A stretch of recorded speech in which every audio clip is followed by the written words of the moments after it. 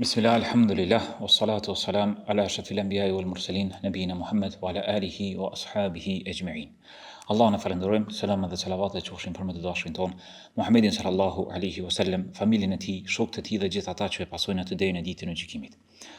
Vllazë ndarshëm, jemi duke folur në lidhje me Kur'anin, në lidhje me ripërtrirjen e lidhjes tonë me Kur'anin, një përpjekje që ta rregullojmë raportin ton me fjalën e Zotit, me librin e Zotit, me mrekullinë më të madhe që është shpallur njerëzimit, me mrekullinë të cilën Allahu i lartësuar ka marrë përsipër rujtjen e saj deri në ditën e gjykimit. Ne kemi folur për peshën e Kuranit, kemi folur për atë krizën që besimtarët e kohës së sotit, pa përjashtim as besimtarit e sotëm, domethënë neve që kemi me Kuranin. Dhe kur besimtari e di që e ka një krizë, atëherë kërkon shërimin e asaj krize dhe përpiqet që ta përmirësoj lidhjen e tij me fjalën e Zotit, që ta gjej udhëzimin në fjalën e Zotit. Sot e kemi një kapitull të rëndësishëm, ose një tematikë që ka të bëjë me zbrastirjen ose boshllëkin mes dijes edhe veprës. Besimtarët jo rrallë në kohën e sotit kanë shumë informacione dhe bombardohen në farforme me vrullin e informatave, të njohurive dhe të dijes. Mirë po, këto informacione, kjo dije, këto njohuri, mund të na bëhen argument kundër nesh, se vetëm shton edhe shton, mirë po nuk e zbaton, atëherë kjo vetëm sa të largon prej dijes. Dhe kjo nuk ka qenë tradita e pejgamberit sallallahu alaihi wasallam, të cilën ja u ka mësuar sahabeve. Në traditën e pejgamberit sallallahu alaihi wasallam vrehet qartë që Resulullah sallallahu alaihi wasallam sahabeve të tij, nxënësve të tij, ja ka mësuar diturinë së bashku me veprën, me praktikën. Pra këto janë sikur trupi me hijen që nuk ndahet, dija edhe vepra. Dhe ai paradoksi i kohës sotit është që ne e ndajmë dhe e mësojmë veç mas dijen e veç mas veprën, ndërkohë që këto nuk duhet të ndahen në asnjë formë për njëra tjetrës. Sikur se nuk ndahet dunjaja me ahiretin. Dunjaja si vend mbjellje, ndërsa ahireti si vend i korrjes së asaj çfarë kemi mbjellur, ose çfarë mbjellim në jetën e kësaj bote. Ajo çfarë vrehet në lidhje me lidhshmërinë ose pandashmërinë mes dijes edhe veprës, dietarët e kanë përmendur një shembull. Dija është sikurse drita për udhëtarin i cili ecën në errësirën e natës. Është sikurse drita e një udhëtari që ecë në errësirën e natës. Me dritë e sheh shtegun nga ka me ecë, e sheh rrugën, por njëkohësisht e sheh edhe shkaqet ku mundet mu me ra, në shkaqet e shkatrimit. E sheh atë kufit e rrugës, shtegun, kthesat, dhe i sheh ato pengesat që i ka në rrugë. Ndërsa veprat është vetë udhëtari i cili duhet me ecë në rrugë. Pra veprat duhet me ecë në rrugë udhëtari.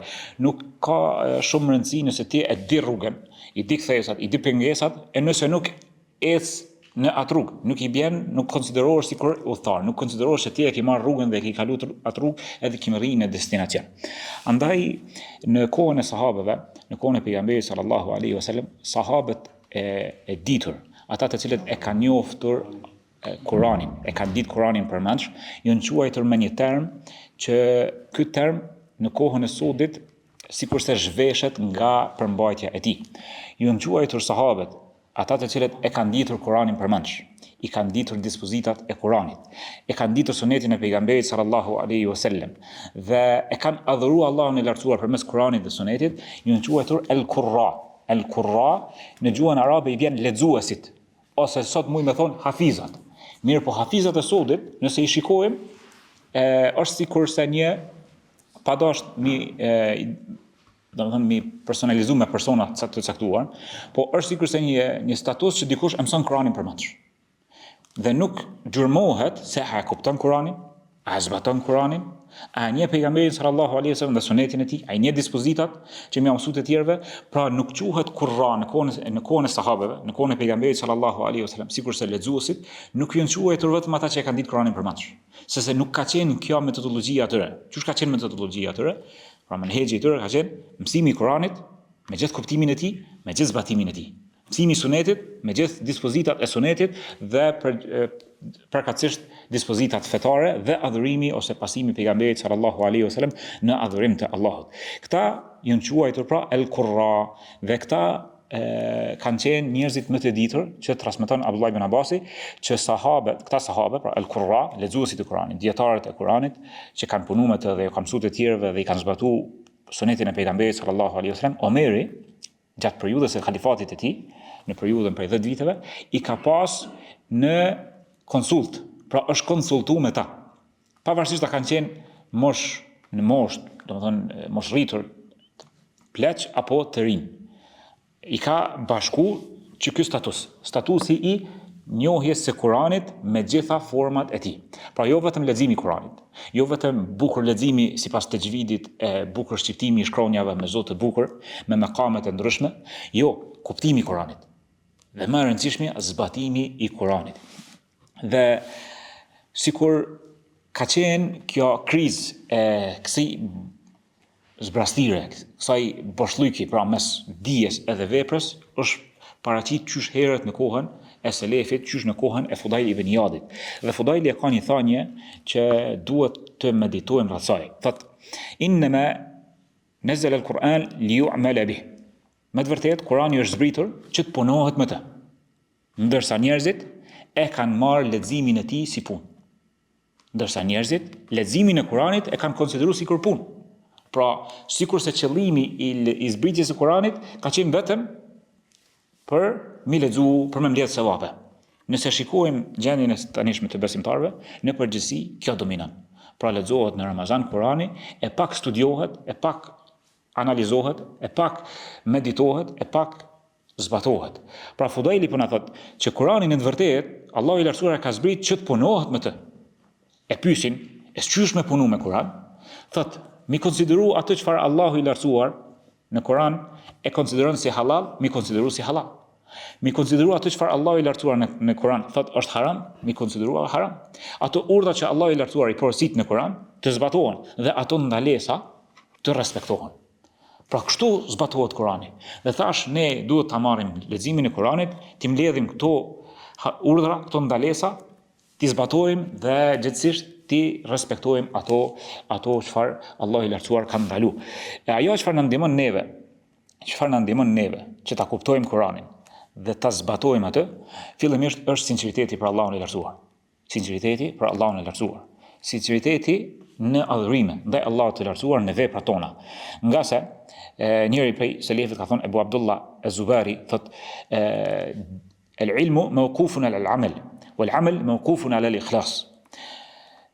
Vepra është e varur nga dituria. Din mundesh me zbatu. Nuk din, respektivisht nuk mundesh me zbatu. Ndërsa për më të pranu vepra është e varëne si kusht e ka sinqeritetin.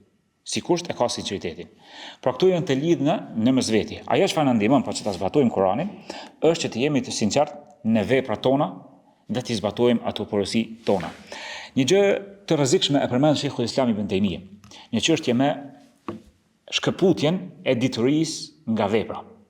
Dhe e përmend një çështje që është na kanos edhe neve në kohën e sotit.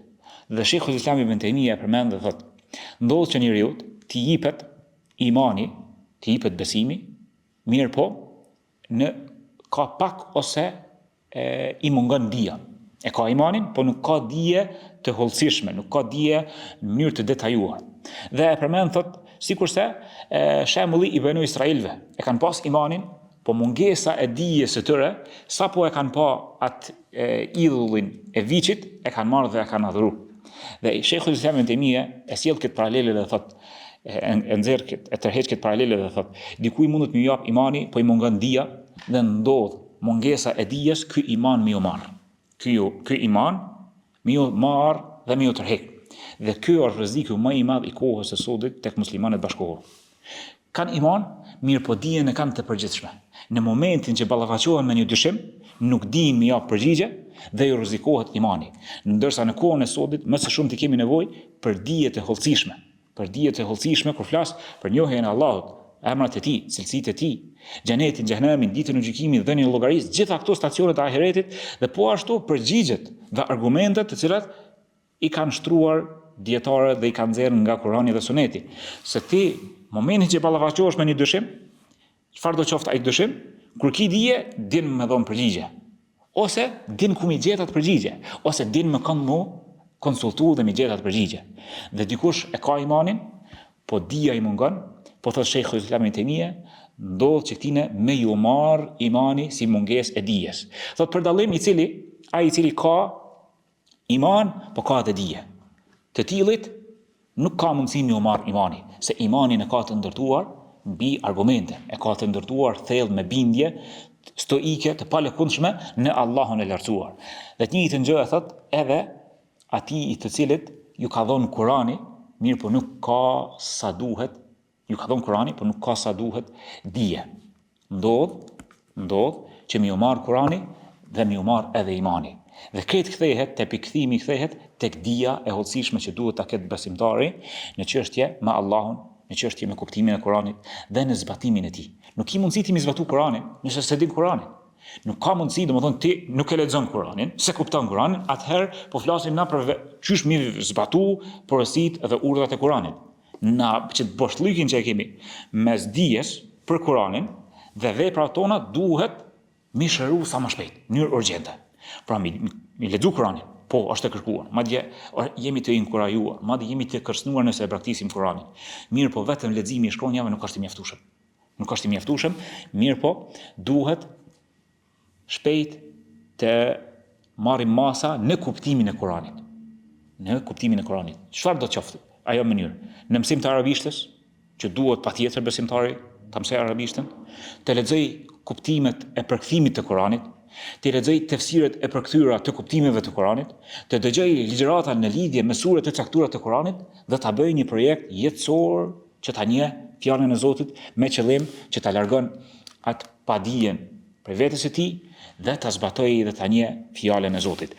Vllazën, çështja e dijes në kohën e selefit nuk ka qenë sikurse një rrobë e vesh që më dohet bukur. Qëllimi i dijes është vepra.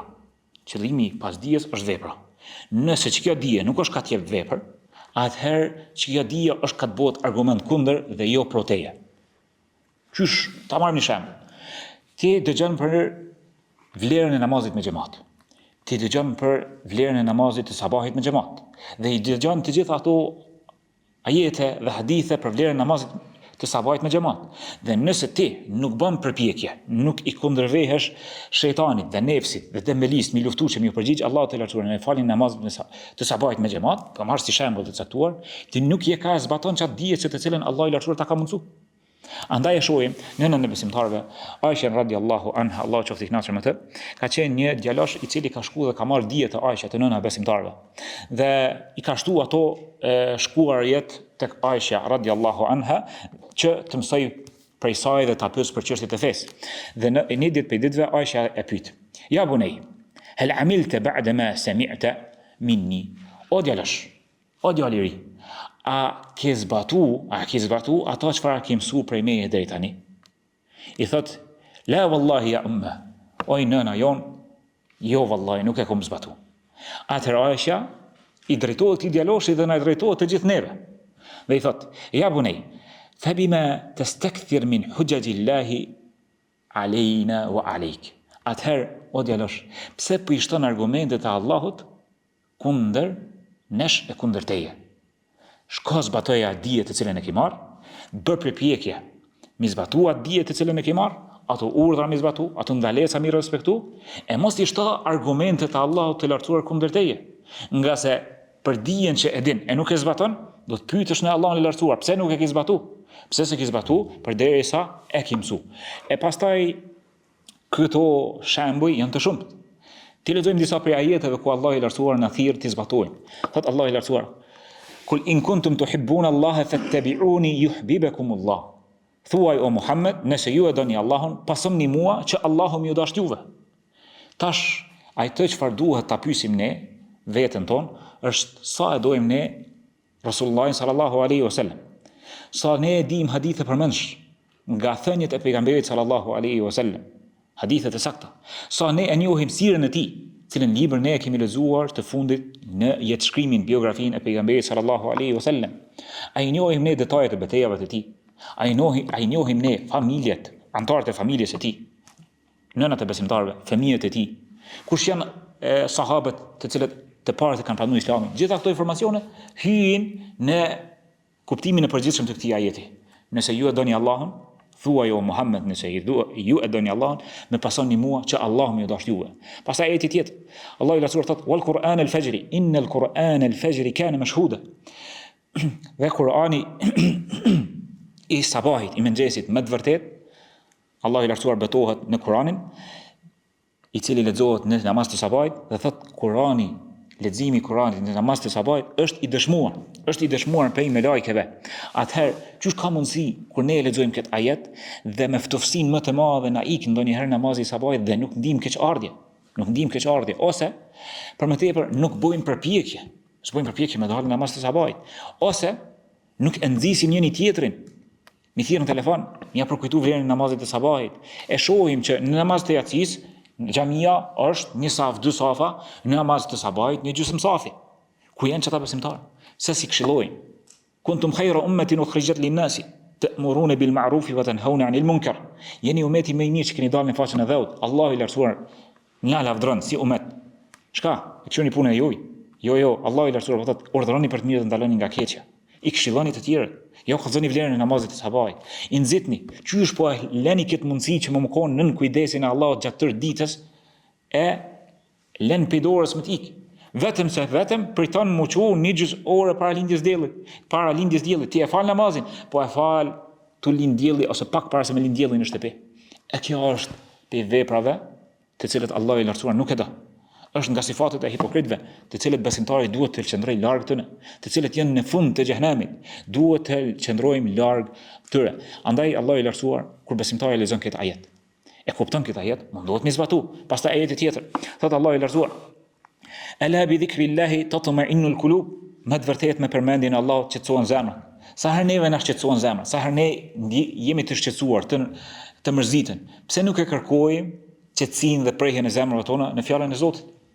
Për shkak se ku më ditë kur e kemi lexuar herën e fundit këtë ajet, e kemi lexuar e mbasi se kemi kuptuar hiç, e si mi ndal me meditu për këtë ajet, andaj boshlyki mes dijes edhe veprave, ky është.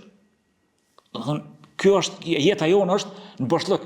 E lexojmë Kur'anin për bereqet, për sevape, ndërsa Allahu i lartësuar Kur'anin na ka zbritur si udhërfim që ta përmirësojmë jetën e kësaj bote. Ta shijojmë xhenetin duke jetuar në jetën e kësaj bote, që pastaj ta shijojmë edhe xhenetin e botës tjetër. Dhe pastaj ajete të tjera, Allahu i lartësuar thotë: "Ya ayyuhalladhina amanu ijtanibu katiran min adh-dhann." O ju besimtar, shmanguni, largohuni nga paragjykimet për të tjerët, mendimi i keq për të tjerët.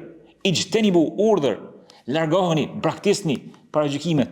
Sikur Allahu i lartësuar në sjelljet tona, sikur po na thot Allahu, neve paragjykoni, aman nxitoni paragjykoni të tjerët, veprat tona janë larg këtij ajeti.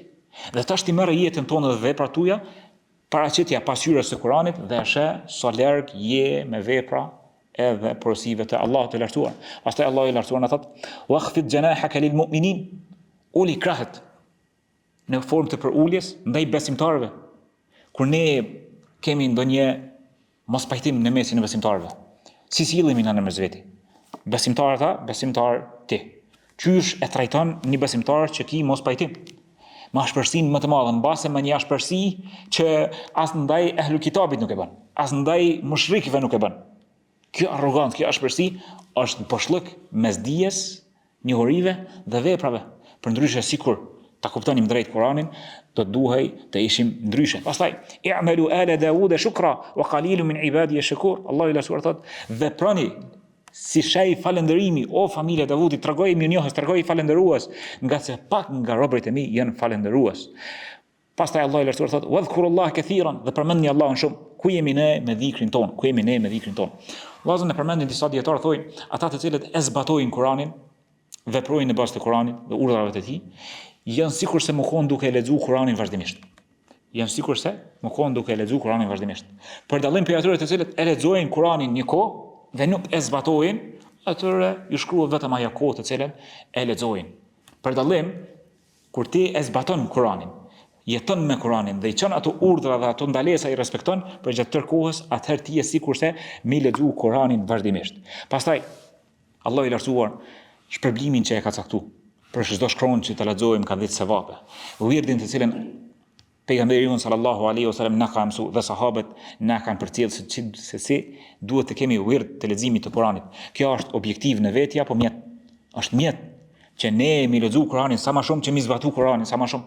Sa më shumë që ti e lexon wirdin, kemi lexu urdhrat e Allahut, kemi lexu ndalesat e Allahut. Nëse ti e bën hatme, kazojmë. Që ka qenë tradita e sahabëve që duhet ta synojmë. S'paku një herë në jetë ta zbatojmë. Hatme një javë mi bëu Kur'anin. I duhet 4 gjuza pak. Nëse s'mojmë një javë, 10 ditë, 3 gjuza në ditë. Nëse e lexojmë shpejt, 1 orë gjys, mesatarisht. Duhet Kur'an më kushtu. Hajde, në mujt. Ka një gjuzë në ditë. Sa urdhrin e lexon në atë gjuzë, sa ndalesën e lexon dhe mundohesh mi zbatu, atëherë me lejen e Allahut kalojnë 10 vite, 20 vite, 30 vite dhe ti e ke zbatu Kur'anin. Je studis me moralet e Kur'anit. E ke respektu urdhat të cilat Allah i lartësuar i ka përmendur në Kur'an. Andaj kjo është ajo të cilën ne duhet ta marrim Kur'anin për hartë të punës dhe jo për hartë të informacioneve, të mbledhjes së dijes, nga se mund të na bëhet argument kundër nesh. Pastaj gjatë leximit duhet të kemi parasysh që të jemi gjatë leximit me zemra të vëmendshme. Thot Allahu i lartësuar: "Inna fi dhalika li dhikra liman kana lahu qalbun wa aw alqa sam'a wa huwa shahid." Me të vërtetë, në këtë libër ka përkujtim, ka reflektim për atë që ka zemër. Të gjithë ne kemi zemër, po zemër të vëmendshme gjatë leximit dhe e dëgjon me vëmendje. Këta janë ata të cilët përfitojnë nga Kurani. Metoda më e mirë e mësimit të Kuranit është në metodën të cilën Allahu i lartësuar ja ka mësuar pejgamberit përmes Xhibrilit. Përmes Xhibrilit, Allahu i lartësuar në çdo Ramazan e ka dërguar Xhibrilin dhe ja ka mësuar Kuranin. Dhe pejgamberi sallallahu alaihi wasallam thot në hadithin e saktë, ku thot: "Majtama'a qaumun fi baytin min buyutillah yatluna kitaballahi wa yatadarasuna bainahum illa ghashiyat عليهم الملائكة وحفتهم الملائكة وغشيتهم الرحمة وذكرهم الله في من عنده." Pejgamberi sallallahu alaihi wasallam nuk ndodh që një grup prej njerëzve të mbledhen në një prej shtëpive të Zotit, që ta lexojnë fjalën e Zotit, librin e Allahut, wa yatadarasuna bainahum. Kjo fjala, folja, yatadarasuna është bashkëmësim.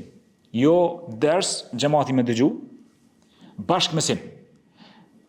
Këtë metodë dhe hadithi vazhdon, thot përveç se do t'i rrethojnë me lajket, do t'i mbuloj mëshira e Allahut, zbret mbi ta prehja dhe qetësia, es-sekine, dhe i përmend Allahu i lartësuar në një shoqëri më të mirë se të tjera në shoqërinë e lartë me lajkeve. Këtë metodë, mi mësues së bashku, e kemi zbatuar një herë në gjatë studimeve me një profesor timin. Dhe kemi pas si në kurrikull të mësimit surën Nur, dhe kemi pas si metodë zbatimit kemi pas mi lexu 2 tefsire para se më shkuan në ligjërat. E dini, ligjëratat akademike zakonisht në fakultet janë pak të ftofta. Ju dallojnë aty ju mungon ajo far atmosfera e xhamive. Dhe gjatë procesit të mësimit e lexojnë tefsirin e Ibn Ashurit, i cili thellohet në retorik, në belaga, dhe tefsirin e Kurtubiut, Imam Kurtubiut, i cili e ka tefsirin rreth dispozitave të Kuranit. Dhe e lexonim surën Nur. Për detyrë shtëpie, para se më shkonin në xhatë, kena pas detyrë mi lexu në shtëpi për ajetet të caktuara këta 2 tefsire, pastaj shkonim në ligjërat të profesorit. A besoni, ligjërata në fakultet u bëjke më mirë se sa më konë në xhami. Aq sa që profesori u mësonishin studentat, domethënë prej urtësive, prej dubive që u nxjerrshin prej ajeteve kuranore. Dhe profesori çka bëjke? E jep një kuptim të përgjithshëm të ajeteve, pastaj bëjke pyetje. Dhe na i kishim të përgatitura përgjigjet për ato pyetje se kishim lexuar në tefsir. Dhe kjo është metoda e pejgamberit sallallahu alaihi wasallam që na mëson se ç'është mësu Kur'anin. Yatadarasuna bainahum, mësojnë bashkëmësim me njëri tjetrin.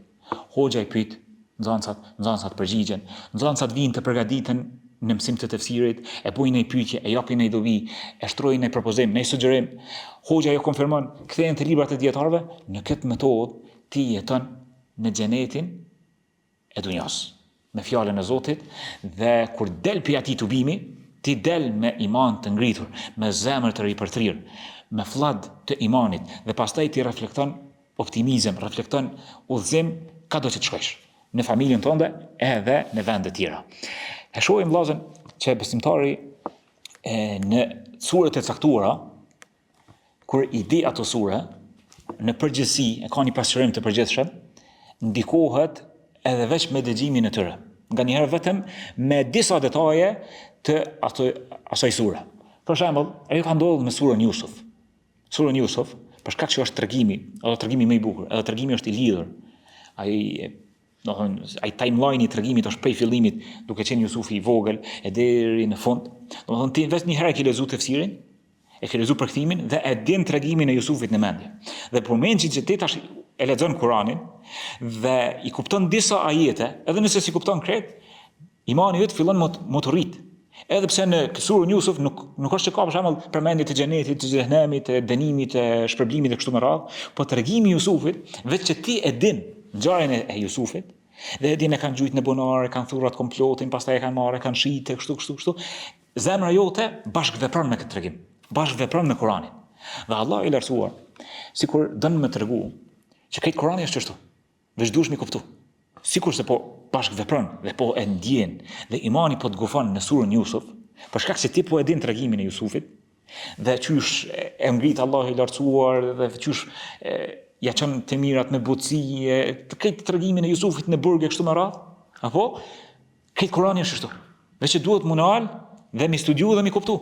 Njëjtë është surja Qasas, e cila përfshin surën e tregimin e Musait, po ashtu surja Kahf, të cilën e lexojmë çdo të premte, surja Mu'minun, surja Ahzab, surja Bakara, Al Imran, Nisa, 7 suret e gjata, pastaj suret e shkurtra. Të gjitha janë të kësaj forme, kanë vështrime të ndryshme, mirë po ajo zbrastira jon është në mungesë të njohjes së Kuranit dhe zbatimit të Kuranit, pastaj edhe mungesa e zbatimit, mungesa e reflektimit të këtyre porosive të Kuranit. Dhe për fund vëllezër, dua ta përmbylli, është me disa raste ku pejgamberi sallallahu alaihi wasallam na tregon që besimtari gjatë leximit të Kuranit duhet të jetë i gjallë. Duhet të bashkëveprojë me Kuranin. Madje Rasulullah sallallahu alaihi wasallam e ka pas nga suneti i tij që në namaz të natës, kur ka pas ajete të shpresës, ajete të mëshirës, e ka lutur Allahun për mëshirë. Është përmend xheneti, e ka lutur Allahun duke qenë në lexim të Kuranit, në namaz të natës, në taravih, është sunet që duke lexuar ajetet e xhenetit, me lutë Allahun e lartësuar për xhenetin. Ku Allah i lartësuar e ka mësuar pejgamberin sallallahu alaihi wasallam një gjë të tillë. Pejgamberi jon kur ka fal namaz të natës, kur ka kaluar mbi ajetet e dënimit, të ndëshkimit, ka kërkuar mbrojtje nga zjarri, ka kërkuar mbrojtje e Allahut të lartësuar nga dënimi i tij. Dhe kjo ka qenë praktika e pejgamberit sallallahu alaihi wasallam dhe kështu na ka përcjell neve. Një gjë e tillë duhet të na shoqërojë jo vetëm namaz natës, edhe kur e kap mushafin dhe kalon mbi ajete ku po përmendet xheneti, e lut Allahun për xhenetin. Ku Allah i lartësuar përmend besimtarët e përforcuar në istiqame, e ndjekin rrugën e drejtë, me lut Allahun me të forcuar në rrugën e drejtë. Allah i lartësuar e përmend xhenemin, me kërkuar mbrojtjen e Allahut kundër xhenemit, për ty, për familjen, për vëllezërin dhe kështu me radhë. Ky është ai bashkëveprimi që kërkohet për nesh gjatë leximit të Kuranit. Se vetëm kështu reflekton ti ndryshe. Iman mas leximit të imanit e shton dijen dhe e shton imanin duke lexuar Kuranin. Dhe e kemi një transmetim ku pejgamberi sallallahu alaihi wasallam gjatë leximit të Kuranit nuk ka kalu ndonjë ajet ku ka qenë që mu lartësu Allahu, për vetëm se e ka përmend dhe i ka bërë tasbih Allahut të lartësuar. Dhe nuk ka kalu me ndonjë ajet ku ka pas lutje, për vetë se ka lutur Allahun e lartësuar me atë lutje, dhe nuk ka kalu me diçka që duhet me kërkuar mbrojtje, vetëm se ka kërkuar mbrojtje nga ajo çfarë Allahu i lartësuar ka përmendur në Kur'an. Dhe kjo ka qenë pejgamberi sallallahu alaihi wasallam në traditën e tij. Po ashtu kur ka lexuar në namaz nga përjetimi, nga pesha e madhe që ka përjetuar të shpalljes së Zotit, ka qajt aq sa gjoksi i tij ka xhemu sikurse një tenxhere që vlon me ujë, kur e ka kapakin mbi të, e bën një farë lloj fishkllime. Ka ardhur në transmetime që gjoksi i pejgamberit sallallahu alaihi wasallam nga çajtja e madhe, dënesa e tij ka fishklu, ka xhemu nga çajtja e madhe për leximit të Kuranit. Kjo ka qenë edhe tradita e sahabeve. Përmendet për Omer ibn Khattabin kur e ka lexuar ajetet inna adhab rabbika lawaqi ma lahu min dafi. Me të vërtetë dëshkimi i Allahut do të ndodh, nuk ka kush e zbraps dëshkimin e tij. Ka qenë usëmu për 20 ditë me radhë. Do të thonë ka ndiku në shëndetin fizik të tij. Po ashtu me një ajet tjetër, ku Allahu i lartësuar përmend në surën Yusuf, "Wabyad aynahu min al-huzni fa huwa kadhim", ju kanë zbardh syt, ju kanë vërbu syt Jakubit nga mërzia e madhe, thot aq shumë ka qajt sa që i ka humb zëri i tij. Pra ka bashkëvepru, ka pas një farë lloj reaksioni me Kur'anin. Jo vetëm leximi i Kur'anit, thutje i ka lexon lajmet. Me ftofsim më të madhe. Është fjala Rabbul Alaminit. Andaj në ligjratën e ardhshme do të flasim në pikat praktike çysh duhet na mi u qas Kur'anit, se çysh duhet ta madhrojmë Kur'anin. E para pikë është duhet mi madhroj Allahun, nga se fjala Kur'ani është fjala e Zotit, pa madhruar Allahun e lartësuar nuk mund ta madhrojmë fjalën e Zotit. Po ashtu rastet e tjera të cilat janë përmendur nga sahabët e tjerë. Ajo çfarë po du ta përmendi është që ne si besimtar duhet të mundohemi se sa herë lexojmë ajete ku Allahu i lartësuar e përmend mëshirën e tij, të kërkojmë mëshirën e tij. Përmendet ndëshkimi i tij, të kërkojmë mbrojtjen e Allahut të lartësuar nga ndëshkimi i tij. Përmendet lavdërimi i Allahut, të lavdërojmë Allahun e lartësuar. Përmendet ndonjë urdhër, ndonjë çështje madhështore, ta madhrojmë Allahun e lartësuar, e kështu me radhë, me bashkëvepru me Kur'anin gjatë leximit të tij. Sahabët përveç se kanë bashkëvepruar gjatë leximit, domethënë janë mundu edhe mi zbatu ato urdhra. Edhe kjo ka qenë në proces të shpalljes së Kur'anit. Dhe ata janë shëmbëltyra jonë më e mirë. Pasi ka zbritur fjala e Allahut të lartësuar, "Lan tanalu al-birra hatta tunfiqu mimma tuhibbun." Nuk do të arrini devotshmërinë e përsosur, atë bamirësinë me gradën më të lartë, derisa ta shpenzoni ato çfarë e doni më së shumti. Ata çfarë e doni më së shumti, ka ardhur njëri prej sahabeve, Abu Dahdah radhiyallahu anhu, e ka marrë komplet kopshtin e tij, ka shku te pejgamberi sallallahu alaihi wasallam dhe i ka thonë, ky kopsht në filon vendin me 600 palma trunguj, domethënë të palmave, është pasuria më e dashur për mua, të e gjitha është në shërbimin tënd, në shërbim të fejes. 600 palma, sot bojnë pasuni të madhe, e lemo në atë kohë. Pasi që e ka lexuar këtë ajet, më një herë u shku mi zbatu. Po ashtu, Zeid ibn Thabit e ka pas një kali që e ka dashur shumë. Dhe u shku te pejgamberi sallallahu alaihi wasallam dhe ja ka dhënë. Dhe i ka thënë, ky është pasuria më e dashur për mua dhe më një herë ja ka dhënë sadak. Pastaj Resulullah sallallahu alaihi wasallam ja ka dhënë djalit e tij Usamas dhe i thot Zeidit, i thot, ta ka pranuar Allahu i lartësuar pasurinë tënde. Po ashtu në dispozita tjera, e kemi një dispozit ku i ka ndodhur Ma'qil ibn Yasarit, njëri prej sahabeve, ku njëri prej sahabeve të tjerë ja ka divorcu motrën e tij. Dhe inati që dikush me ta divorcu motrën, me ta lëshu motrën, është shumë i natyrshëm. Dhe kështu ka ndodhur edhe te ky sahabi. Dhe ai sahabiu që ka divorcu motrën e tij, ka dashur mi rikthy, për shkak që ka qenë në periudhë të divorcit të lejuar ku mundesh mi kthy gruan edhe mi martu, domethënë me qenë gruaja jote sërish. Dhe Allahu i lartësuar e ka zbritur ajetin dhe thot, ndërsa kë Ma'qil e ka ndalu motrën që t'i rikthehet burrit të saj, pasi që e ka divorcu një herë. Atëherë Allahu i lartësuar e zbret ajetin në surën Bakara dhe thot, "Wa idha tallaqtumun nisa fa balagna ajalahunna fala ta'duluhunna an yankihna azwajahunna idha taradaw bainahum bil ma'ruf." Thot, nëse dikush i lëshon gratë të tyre dhe e arrin atë periudhën e tyre, mos i pengani burrat e tyre që t'i kthejnë gratë të tyre nëse janë akoma në periudhën e lejuar legjitime të kthimit të gruas. Atëherë me të dëgjuar këtë ajet, Ma'qil ibn Yasari e lën inatin edhe i bindet urdhrit të Allahut të lartësuar. Ne kësi urdhra kemi shumë në Kur'an. Mirë po, nga mungesa e kuptimit të urdhrave, mungesa e njohjes së tyre, atëherë jemi larg zbatimit të tyre. Jemi larg të diskutimit se cilat janë urdhrat për të cilët Allahu i lartësuar na ka përmendur në Kur'an. Dhe shembullin më të shpeshtë që kemi është gibeti, preujimi, ulja shikimit, ecja me mandimatsi, ngritja e zërit. Gjitha këto urdhra janë që në përkëmben tek ne në baza ditore, mos thëmë në baza të vakteve të namazit. Aq të shpeshta janë ka bëhen fatkeqësisht. Pastaj hasedi, zilia, gjitha këto sëmundje po na shfaqen në xhamat. Andaj them që shumë mirë kemi gjendjen krahasim sa larg zbatimit të urdhrave dhe respektimit të ndalesave jemi. Elusim Allahun e Lartësuar të na shtoj dije të dobishme, të na mësoj kuptimin e Kuranit, dhe të zbatojmë Kuranin, të reflektojmë dhe të bashkëjetojmë me Kuranin, dhe këto urdhra e këto sure madhështore të cilët Allah i Lartësuar i ka zbritur për neve, t'i bëjmë pjeshtar udhërfyes drejt xheneteve të tij dhe drejt kënaqësisë së Allahut të Lartësuar, dhe të na mësoj që t'i zbatojmë dhe kur bijnë ndesh me dëshirat dhe epshet tona, ta luftojmë nefsin ton, ta lutim Allahun e Lartësuar që të na ndihmojë që t'i zbatojmë, që ta mësojmë Kuranin dhe t'ia mësojmë të tjerëve. Nga se në hadithin që ka ardhur khairukum man ta'allama al-Qur'ana wa 'allama, më i miri për ju është ai që mëson Kur'anin dhe ja mëson të tjerëve, nuk është për qëllim vetëm mësimi i tij leximi i shkronjave. Ky është hapi i parë. Leximi i Kur'anit është hapi i parë. Ne i ndalemi aty, i lexojmë, i mësojmë shkronjat, tajvidin u kry. Hapi i parë, veç hapin e parë ki po. Tash duhet më dalë në terren, mi kuptu Kur'anin, mi zbatu Kur'anin, mi jam mësu të tjerëve. Sot e dëgjova një ajet, sot kështu, sot ashtu, një dobi, e dëgjova një sure, më pëlqej namazi, leximi i Kur'anit te imami që e dëgjova. Cilin ajet e lexova, më u kthy Kur'anin, mi vet hoxhin. Por ajo është çfarë kërkohet për nesh. Për nesh që të kthehemi tek fjala e Zotit, ta lexojmë, ta kuptojmë dhe ta zbatojmë. Qulu qawli hadha wastaghfirullaha li wa lakum fastaghfiruhu innahu al-ghafurur rahim.